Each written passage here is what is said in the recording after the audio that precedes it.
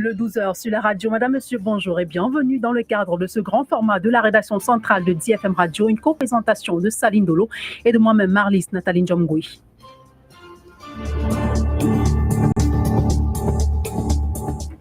Bonjour Saline Dolo.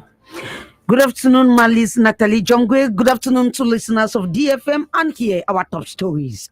Road construction and waste management in the city of Douala were brought under review yesterday during a press conference that was chaired by the Douala City Mayor, Dr. Roger Mbasandine. Plus, since yesterday, the esplanade of the Paku Vita in Douala 5 is playing host to the 8th edition of the Divisional Handicraft Fair, organized by the Vous Divisional Delegation of Small and Medium-Sized Enterprises, Social Economy and Handicraft. The two-day event will be a platform for small and medium-sized enterprises to showcase their goods and services. And in sports, the indomitable Lions of Cameroun take supremacy over the King's Shield of Eswatini in a 3-0 spank last evening at the Amadou Akijo Stadium in Yaoundé, counting for 7-day World Cup qualifiers. Those were our top stories. The news right ahead.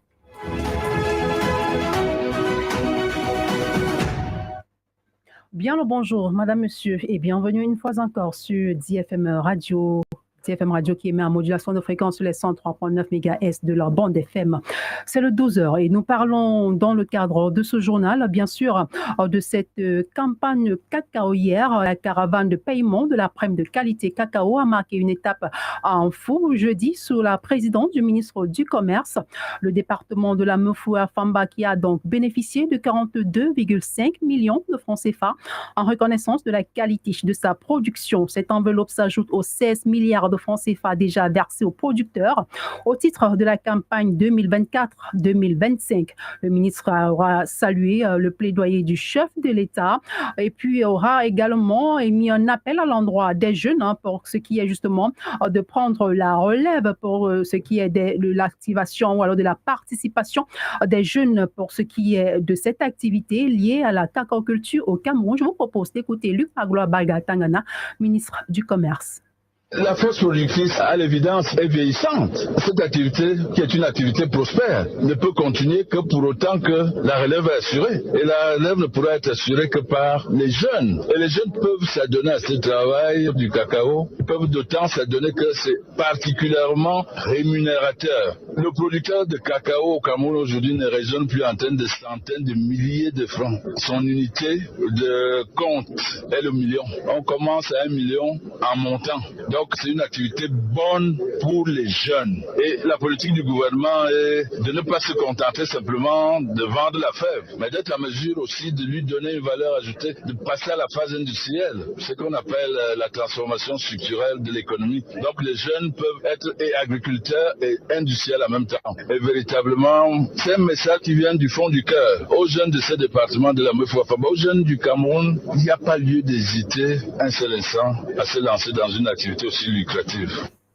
Et nous parlons de toute autre chose. À présent, nous revenons à Douala pour parler justement de la bonne tenue des routes et de la gestion efficace des déchets qui sont devenus des leviers essentiels pour soutenir la relance économique. Lors d'une conférence de presse tenue le 4 septembre 2025, le maire de la ville, Dr. Roger Mbasandine, a donc présenté un plan d'urgence de réhabilitation des voiries et annoncé des mesures transitoires pour la collecte des ordures, soulignant le lien direct entre infrastructure, environnement et dynamisme économique de la ville de Douala.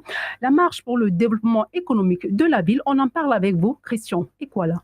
Des routes en bon état pour une relance économique sereine à Douala. À la ferveur d'une conférence de presse donnée le jeudi 4 septembre 2025 à la salle des actes Rudolph Tokoto de la mairie de Douala 1er, un plan d'urgence de réhabilitation des voiries de la ville de Douala a été dévoilé sous la diligence du super-maire Roger Mbasandine, accompagné du directeur des grands travaux Tchanga Roger et du représentant de la régie des routes et constructions M. Monde Georges. La conférence a mis en avant le lien entre l'état des routes, le climat, la rentrée scolaire et le développement économique À cet effet, un santé des voiries de la capitale économique, a expliqué M. le maire. Nous allons essayer de réparer certaines routes, notamment à Daido, pour que la sécurité passe facilement. Mais il nous faut être certain que nous aurons le moins de perturbations possible. Et comme je l'ai dit tout à l'heure, nous avons reçu des instructions de la présidence pour que nous veillions à ce que la mobilité soit préservée, même quand nous faisons des travaux.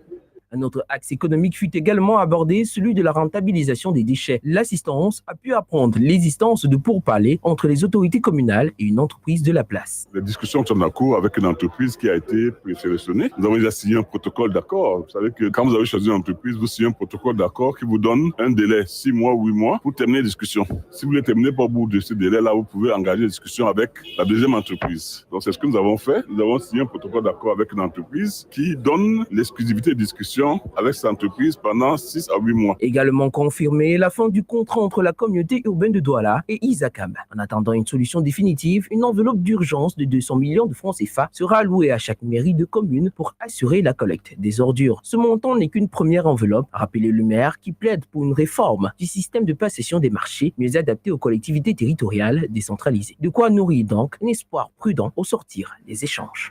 Merci à vous, Christian Écolard. Et on parle de finances à présent avec le délai légal de souscription à la déclaration annuelle de l'impôt sur le revenu des personnes physiques, IRPP, au titre de l'année 2024, initialement fixé au 13 juillet 2025 et prorogé au 31 août 2025. Eh bien, cela est arrivé à échéance et il est donc rappelé aux retardataires qu'ils disposent à compter de la date présente d'un ultimatum ou alors d'un ultime délai de 7 jours pour régulariser leur situation conformément aux dispositions de l'article L3 du Code général des impôts. Le ministre du Commerce qui a donc rappelé que passé ce délai, eh bien, l'administration fiscale engagera sans autre formalité des mesures coercitives prévues par la législation en vigueur. Il va procéder notamment à la publication de la liste des défaillants par voie de presse et affichage public ainsi qu'à leur taxation d'office à la base des informations à la disposition de l'administration. La suite du journal avec vous, Saline Dolo. Good construction and waste management were the focus of discussions at the press conference chaired by Mayor Roger Mbassadina at the headquarters of the Douala City Council. Centers at the agenda, and they inevitably raised heated questions, the answers of which were swift. The arrival of new projects to revive the economy in the capital city and the progress of the urbanization plan, the termination of the contract between the city and the waste collection company Isakam were also put on the limelight. The mayor raised issues linked to transparency. He spoke to our reporter, Christian Ekwala. Take a listen. We are already ready to start. I'll ask my team to slow the preparation. That's what we are trying to do, to be sure that in less than 2 or 3 months, we have repair almost 50% or at 60% of all roads in the city. Restriction, more provision in the new contract that we are going to sign with Isakam. If they are not able to mobilize more trucks, we are going to find another solution, and they will have to pay, because until now they are not paying. The fact that they are mobilizing just 43 trucks instead of 130, and we have to make provision for that. That's what we are trying to do. And as got in one of our top stories, the Paku Vita Esplanade in the Douala 5 municipality is since yesterday booming to the works of artisans and craft lovers. From September 4 to 6, 2025, the 8th edition of the Divisional Handicraft Fair, organized by the Vuri Divisional Delegate of the Ministry of Small and Medium-Sized Enterprises, Social Economy and Handicraft, will see small and medium-sized enterprises showcase their goods and services. The authorities say the fair is in a bid to support and encourage entrepreneurship and job creators in the country. Fu Williams spoke with some of the entrepreneurs, and this is what they said. The 3 days entrepreneurs gathering, set to close on the 6th of September, is placed under the theme Professionalization and Digitalization as levers for promoting local handicraft. The fair aims to showcase the creativity and innovation of local artisans while highlighting the importance of integrating modern practices into the craft sector. Local entrepreneurs say, I'm Kezia Neame. I'm here today to present 100% Cameroonian made products made with natural products, fruits, vegetables, natural treatment plants. So on this stand, you can find a lot of good products to take good care of yourself. And for those who have skin disease, our purpose on coming here today is to participate, first of all, to this activity and present our products. These products are actually made from local products.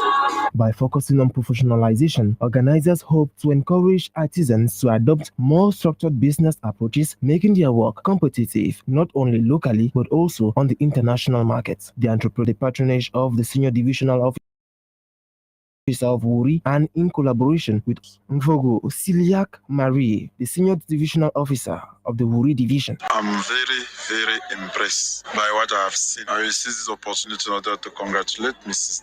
Divisional Delegate and all the person who enabled her to attempt this result. I'm very optimistic that we are going to win regional and national press. I ask to all the exponents to keep articles in order to go and show them during the next competition. Worth noting, the Divisional Handicraft Fair has over the years grown in for promoting local culture and economic empowerment in the Wuri Division. It provides an opportunity for artisans to not only display their talents but also to gain recognition and new market opportunities. At this 8th edition, it is hoped that the entrepreneurs will gain more opportunities for their goods and services. For William in that report. The extended conference on budgetary programming and associated performance started yesterday, September 4, in Yaoundé. The session to run till September 9, 2025 will focus on the medium-term expenditure framework from 2026 to 2028. The Minister of Economy, Planning and Regional Development, Alamine Ousmane May, chaired the ceremony to open the conference. Here are the words of Minister Alamine Ousmane May. Take a listen. For the moment, we have about 24% of the investment in the total budget. We have to improve this rate. We should not go beyond a certain amount because we know that there is also the problem of debt. What we already have as a promise for this external resources. And a total of 216 billion CF of francs has been allocated for the reconstruction of the Ngaoundéré-Garoua Highway, with work set to begin in the coming days. The 278-kilometer stretch, funded by the African Development Fund, is expected to be completed within 24 months. The announcement was made by the Minister of Public Works, Emmanuel Nganu Jumese, on September 3 during the third semester road project review. Inter equally made a resume of the state of works on the national road. Take a listen to him. Fuels are in good condition, 100%. The national routes, 71.3%, are either in good or average condition. 45.1% of regional routes are either good or average, while 24.2% of our municipal routes are in average condition. The causes of the state of our routes, their age, many of our routes, the lack of civic values, and also the weakness of our building companies in civil engineering sector. You have also asked, one of the causes in some of our region, Northwest, Southwest, and North region, the insecurities. Nevertheless, measures are taken to overcome those shortcomings by ameliorating the state of our network. That is why our budgetary investment, we have delivered this section of the route, Yaoundé, Obala, Bachenga, Nanga, Eboko, Bet. Mora Chakameri is completed, Marwa Mora is completed, Samelima, Jumin, Tombala, Congo border is completed, Bachenga, Tui, Yoko, Lena, Tibati completed, Olama, Bingambo completed, Yaoundé, Bafoussam completed, and so on. Many of the routes are under rehabilitation also. And Agriculture Minister Gabriel Mbairobe has laid the foundation stone for the head office of the Rice Value Chain Development Project in Bamenda, Northwest region of Cameroon, a 100 billion CFA francs initiative aimed at cutting rice importation by boosting local production. Beyond mechanized farming and technical support to farmers, the project will also deliver health centers, portable water points, and access roads to rice fields across the Northwest region and the West and even the far north region. Now listen to Minister Gabriel Mbairobe. It's a very important project which handles the amelioration of the living condition of population by the access to some social services like health center, education, and potable water. And besides those social services, we have the production of the rice.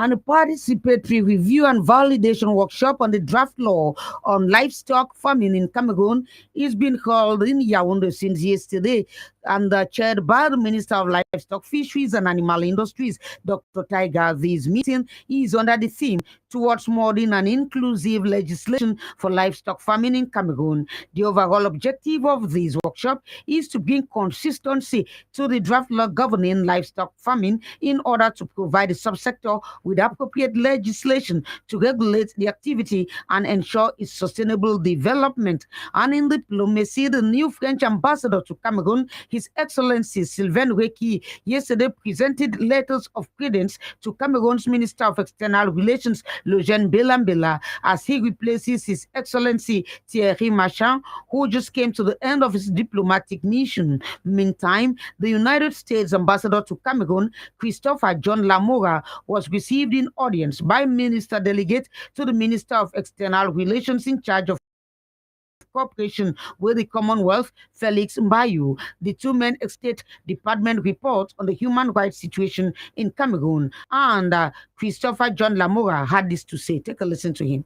Talked a lot about the UN General Assembly, which is coming up. He's headed to New York, and what Cameroon is going to be doing in New York. Congratulated him on the end of the presidency of the General Assembly, of former Prime Minister Philip Manyan, who has done an excellent job as the president of the General Assembly over the past year. Talked to him a little bit about American priorities in New York as well. We talked about the recently issued U.S. Human Rights Report for Cameroon for 2024, which came out about a week and a half ago.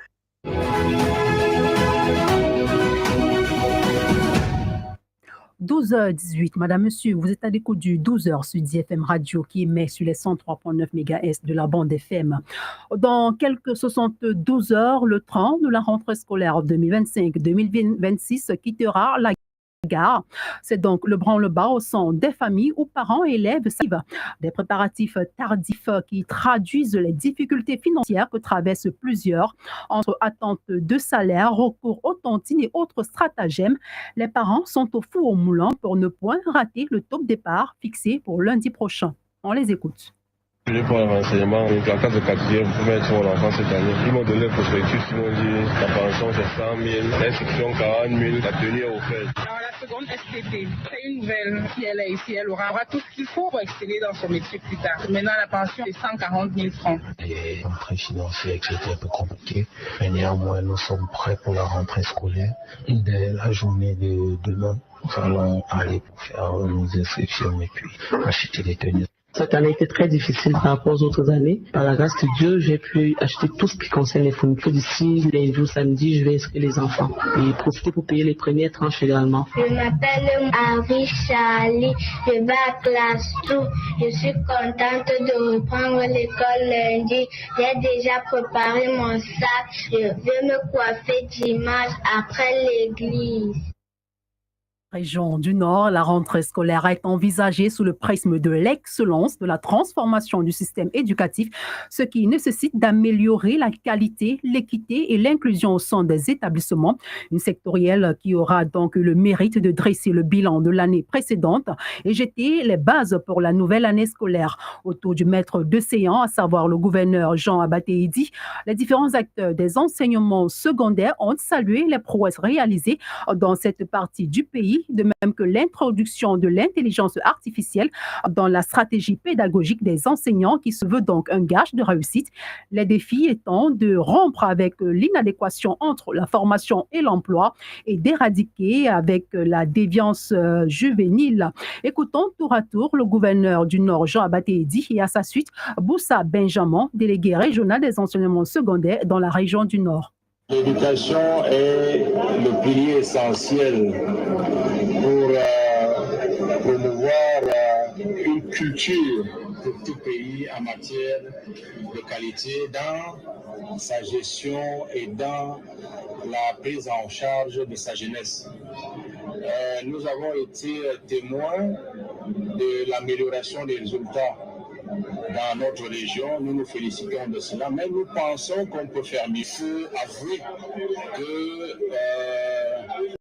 les résultats de l'année scolaire 2024-2025 ont mis en exergue tout le travail abattu par les collaborateurs, les enseignants et bref toute la communauté éducative. Cette année, il y a un élément nouveau qui s'ajoute, l'intelligence artificielle, qui va permettre donc aux enseignants d'améliorer leur manière de concevoir les cours pour que les bénéficiaires soient les élèves. À ce moment, on aura des cours bien ficelés, des cours de qualité qui pourront donc permettre aux élèves une réussite donc maximale.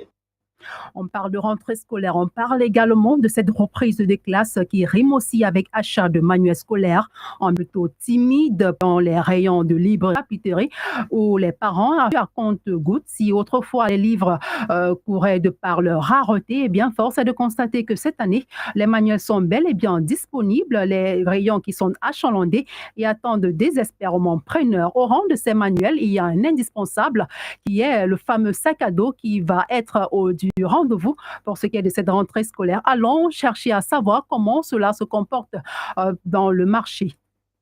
Pour les sacs, cette année, il y a quelques nouveautés, mais les prix varient. Ça varie de 4 500, 3 500. Il y a des prix aussi fortement pour des styles, des nouveaux styles un peu. Normalement, nos grossistes nous parlent de la hausse des prix de la douane. Ils nous disent que la douane a augmenté les prix. Du coup, il y a des sacs, il y a les hausses de prix de 1000 francs, 1500, voire même 2000 pour certains sacs. Mais généralement, c'est dans l'intervalle 500 000 francs. Mon marché est un peu très calme. C'est très compliqué pour les parents, puisque jusqu'à présent, le marché est toujours naze. Actuellement, le marché essaye un peu de bouger de temps en temps, mais on attend. D'autres veulent attendre un mois d'abord, ou bien après les élections avant de voir. La majorité, ils attendent la fin du mois, ou bien après les élections. Ils se disent que comme il y a les élections, peut-être ça peut créer une année blanche. C'est un peu ce qu'on se dit. Le compte à rebours est d'ores et déjà lancé pour ce qui est de la rentrée scolaire 2025-2026 pour l'année scolaire 2025-2026. À moins de 3 jours de la reprise des chemins de classe, eh bien, dans les agences de voyage, c'est une marée humaine qui gagne les agences interurbaines de voyage. Plusieurs familles tentent de regagner leur ville de résidence ou celle où les enfants sont inscrits, mais ce n'est pas toujours des plus faciles entre préparation de la rentrée du 8 septembre prochain et sentiments mitigés avec le climat économique actuel. Les parents essayent tant bien que mal d'être prêts. Écoutons-les dans ce Voice Pop réalisé dans les agences de voyage de la ville de Douala par notre stagiaire Josepha NDOM. On n'est jamais prêt pour la rentrée scolaire. Nous sommes les parents, nous avons droit et devoir. Nous avons nos droits et devoirs. Donc du coup, quand c'est la rentrée, chaque parent doit avoir économisé pour maximiser le chance pour la rentrée scolaire de l'enfant. Parce qu'il n'avait pas le temps pour accompagner l'enfant. J'ai prévu il est tellement fier. Oh, j'ai choisi à moins 3 jours. En fait, les jours n'étaient pas confirmés pour voyager aujourd'hui. Parce que moi-même là, il fallait que j'ai de l'argent avant d'amener les enfants. Non, pas en tant que tel. En tant que tel, ce n'est pas facile. Oui, ce n'est pas facile. Vu que le coût de vie est aussi dur. Et si j'avais l'argent, c'est que j'aurais dû voyager depuis avec les enfants. Donc, ce n'est pas facile. Par rapport à la rentrée de cette année, il faut dire vrai que le délai est devenu tellement compliqué. Tout est devenu dur. Avant, dans les années passées, la période-ci, on avait déjà inscrit les enfants, acheté toutes les fournitures.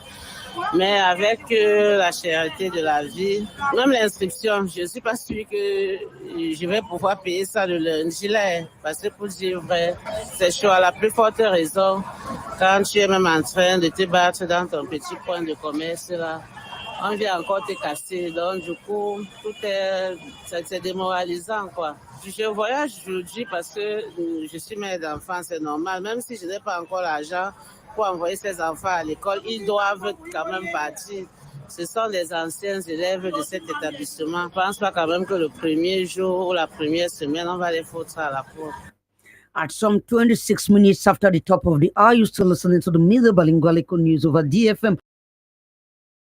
And time we take a dose of politics, where the traditional authorities of the Central region, led by His Majesty Ogi, solemnly and unequivocally reaffirmed their full, unwavering, and unconditional support for President Paul Biya in the run-up to the presidential election of October 12, 2025, enshrining the cultural values, ancestral customs, and intangible heritage of the region's 10 divisions. The 31 dignitaries were received yesterday on behalf of the head of state by the Minister of State, Secretary General at the Presidency of the Republic, Dr. Ferdinand Ngongo. This audience marks the resumption of strategic consultations between the presidency and the nation's vital forces in accordance with the high instructions of the President of the Republic. The meeting took place in a spirit of peace, stability, and national harmony, fundamental principles that guide the actions of traditional leaders who serve as true institutional representatives working closely with the Cameroonian people. And to something else, teachers have been urged to responsibly embrace digital tools, especially artificial intelligence, to improve learning, prepared to resume for the 2025-2026 academic year. The call was made during the first Southwest Regional Secondary Education Sector Conference held on September 3, 2025, in the presence of the Governor of the Southwest Region, Bernard Okala-Bilai. The meeting brought together education stakeholders to map out strategies for a smooth and effective school resumption less than 5 days away. And a press conference in Yaoundé held yesterday, launched by the Electoral Mental Health Observatory in Cameroon, the OSMEC, an initiative of Youth for Health and Development of Africa, UHEDA. And the project aims to study, prevent, and support people facing stress, anxiety, or other mental health challenges during election periods at a time when over 70,000 cases were reported in just 2 years, with only 11 psychiatrists serving more than 25 million Cameroonians. The Youth for Health and Development of Africa, UHEDA, propose solutions to mental health challenges, particularly during the period that Cameroon prepares for these elections. Speaking at a press conference yesterday in Yaoundé to launch this phase, Hermes Nkwa urged the sharing of accurate, contextualized information on the internet space and called for mental health experts to support citizens throughout this period. Take a listen to Hermes Nkwa.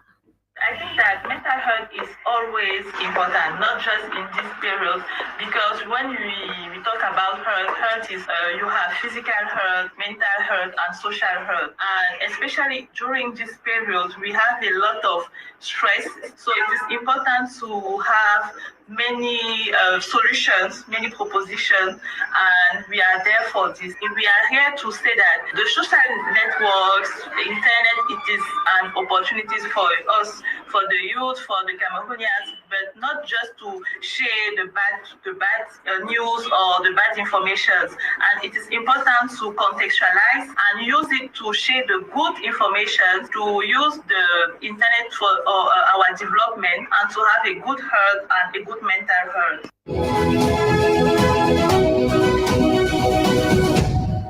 Une note à l'étranger avant la page sport de ce journal. Du côté du Sénégal, le président Diomaye Faye lance l'appel au financement agricole massif. C'est à la faveur du forum alimentaire qui se tient du côté de Dakar et s'achève ce 5 septembre 2025. Organisé sous la direction de Diomaye Faye, président de la République du Sénégal, eh bien, l'événement réunit des dirigeants des secteurs publics et privés, des décideurs politiques, des chercheurs, des partenaires de développement, de même que des jeunes champions autour du thème « La jeunesse africaine, fer de lance de la collaboration, de l'innovation et de la transformation des systèmes agroalimentaires ». Il faut dire que le chef de l'État sénégalais a donc lancé lundi 1er septembre un appel vibrant, un plaidoyer pour une mobilisation financière massive en faveur de l'agriculture africaine lors de l'ouverture du 19e Forum sur les systèmes alimentaires africains qui se tiennent du côté de Dakar. On time we talk sports in this newscast. Cameroun secured a convincing 3-0 victory over Eswatini in yesterday's World Cup qualifier match day 7. Head coach Mark Breeze praised his team performance in the post-match press conference, expressing satisfaction with their efforts. Coach Breeze highlighted the importance of giving young players opportunities to shine and said the win served as a valuable confidence booster as they prepare to face Cabo Verde in their next match. These results put Cameroon second place in Group D with 15 points, while Cabo Verde is first with 17 points.